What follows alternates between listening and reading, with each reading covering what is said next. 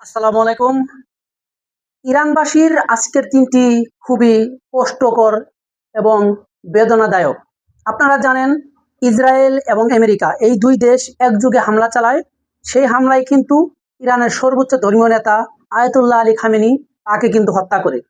দীর্ঘ 4 মাস পর তাকে কিন্তু আড়ালে রাখা হয় এবং সুরক্ষিত জায়গায় কিন্তু আয়াতুল্লাহ আলী খামেনির লাশটিকে কিন্তু রাখা হয়।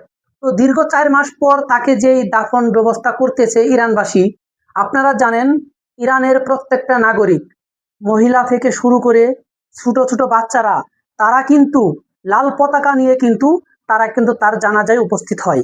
এবং ছোট ছোট বাচ্চারা আপনারা যদি দেখে থাকেন, তারা মাথায় মাথায় কিন্তু তারা লাল পতাকা বা লাল রঙের কাপড় তারা কিন্তু মাথায় বেঁধে কিন্তু তার জানাজায় উপস্থিত হয়। তো আপনারা জানেন, লাল পতাকা উড়ানো বা লাল পতাকা মাথায় বেঁধে রাখা মানে এই হত্যার প্রতিশোধ, আপনার যে কোনো একটা প্রতিশোধমূলক কাজকে কিন্তু বোঝায়। এই লাল পতাকা বহনকারী যখন একটা লোক আকাশে উড়ায় বা পতাকা মাথায় বহন করে, যে কোনো কিছু করুক না কেন, লাল পতাকা মানেই শত্রুর জন্য বিপজ্জনক বা প্রতিশোধমূলক একটা কিছু বোঝায়। তো ইরানের প্রত্যেকটা জনগণ, প্রত্যেকটা লোক চায় যেন ইরান যে কোনো মূল্যের বিনিময়ে, যে কোনো কিছুর বিনিময়েও তারা চায় এই আয়াতুল্লাহ আলী খামেনির হত্যার প্রতিশোধ। আপনারা দেখেছেন, লাখো লাখো মানুষ তারা কিন্তু এই লাল পতাকা নিয়ে তারা কিন্তু আয়াতুল্লাহ আলী খামেনির জানাজায় উপস্থিত হয়। তারা এক এক বাক্যে বলেছেন, আমরা আর কিছু চাই না, আয়াতুল্লাহ আলী খামেনি আমাদের ধর্মের গুরু বা আমাদের ধর্মীয় নেতা, তার হত্যার প্রতিশোধ আমরা ইরানবাসী যে কোনো মূল্যে চাই।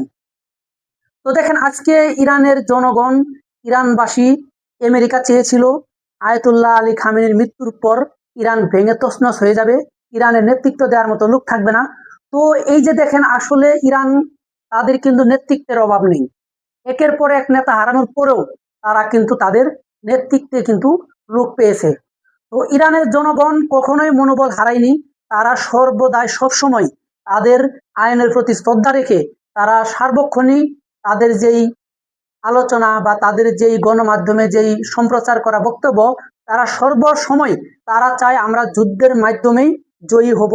ইরান সব সময় ইসরায়েল এবং আমেরিকার বিরুদ্ধে যুদ্ধ ঘোষণা করবে। তো দেখেন, আসলে কতটা মনোবল শক্ত হলে তারা এই বক্তব্যগুলা দিতে পারে। তো আজকে আপনারা যখন এই জানাজায় দেখলেন, লাখ লাখ মহিলা, লাখ লাখ শিশু, তারা কিন্তু এই লাল কাপড় বা লাল পতাকা বহনকারী যে গাড়ি থেকে যখন নামছে, বা তাদের হাতে, প্রত্যেকের হাতে কিন্তু এক একটি লাল পতাকা হাতে উড়ছে, আপনারা দেখতে পাচ্ছেন। তো তারা এটাই বোঝাতে চেয়েছে যে ইরান কখনোই কারো কাছে মাথা নত করবে না এবং আয়াতুল্লাহ আলী খামেনির হত্যার প্রতিশোধ নেবে। তো দেখেন, আজকে ইরান, ইসরায়েল, আমেরিকা এই তিনটা দেশের যেই দ্বন্দ্ব চলতেছে, ইসরায়েল আমেরিকা এক পক্ষ এবং ইরান একাই কিন্তু এক পক্ষ। তো তারা কখনোই মাথা নত করেনি এবং করবেও না। আজকে ডোনাল্ড ট্রাম্প তিনি যে বক্তব্যটা দিয়েছেন, তিনি বলেছেন যে আয়াতুল্লাহ আলী খামেনিকে মেরে ফেললে হয়তো ইরানের শাসন ব্যবস্থা ধ্বংসের দিকে যাবে এবং লাখ লাখ মানুষগুলা হয়তো বুঝতে পারবে যে আয়াতুল্লাহ আলী খামেনির পক্ষে থাকা আমাদের উচিত হয়নি। কিন্তু তিনি যেটা বক্তব্য দিয়েছেন যে এখন আমি দেখতে পেয়েছি ইরানের জনগণ আয়াতুল্লাহ আলী খামেনিকে ভালোবাসতো। তিনি এখন কিন্তু জনসম্মুখে যেই সংবাদ সম্মেলন করেছেন, তিনি কিন্তু জানিয়েছেন যে আয়াতুল্লাহ আলী খামেনির পক্ষে লোক রয়েছে বা আয়াতুল্লাহ আলী খামেনির যেই ইরানবাসী তাকে অনেক ভালোবাসে। এটা কিন্তু ডোনাল্ড ট্রাম্পেরই কিন্তু একটা বক্তব্য।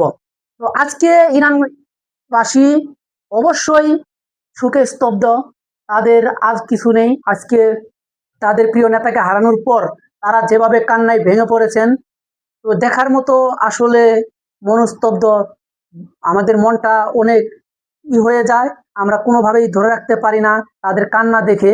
তো আজকে আমরা সবাই একটা বার্তাই দিতে চাই সকল মুসলিম নেতাকে, আপনারা সবাই ঐক্যভাবে থাকার চেষ্টা করুন, যাতে করে মুসলিমদের উপর কোনো হত্যা না চালাতে পারে এই ইহুদি বাহিনীরা। তো আজকে এ পর্যন্তই, সবাই সুস্থ থাকবেন, ভালো থাকবেন। যদি আমার ভিডিওটি ভালো লেগে থাকে, অবশ্যই লাইক, কমেন্ট, শেয়ার করবেন, সাবস্ক্রাইব করবেন। আসসালামু আলাইকুম।